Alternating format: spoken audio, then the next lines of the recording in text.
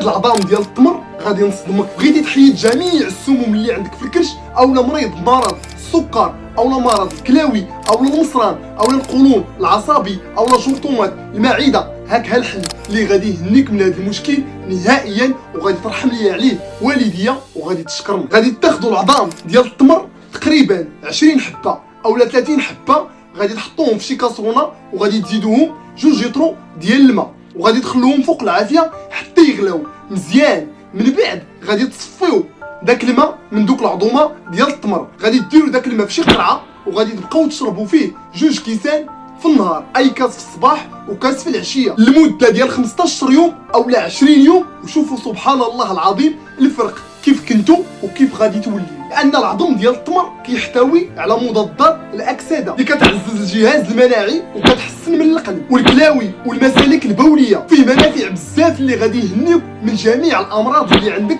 في البطن. داكشي علاش غادي نقول لك هذه المعلومه راه محتاجينها بزاف ديال الناس كيعانيو من هذه الامراض اللي سمعتي، تقدر تكون منهم حتى انت، لذلك ما تشوفش وتمشي. خذ هذه المعلومه واستافد منها وفيد بها الناس اللي عزاز عليك، وكما كتعرفوا راه الدال على الخير كفاعله، ولا يؤمن احدكم حتى يحب لاخيه ما يحب لنفسه. ونتلاقاو ان شاء الله في معلومه جديده في الفيديو الجاي، والسلام عليكم.